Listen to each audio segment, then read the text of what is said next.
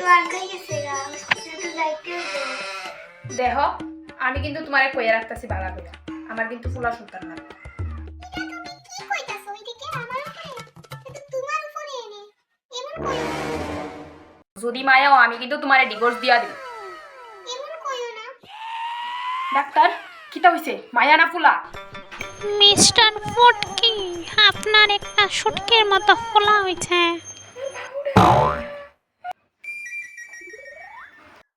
এখন তো তুমি আমারে ডিভোর্স দিতালা না। না না না ওমন আর তোমার কোনো চিন্তা নাই।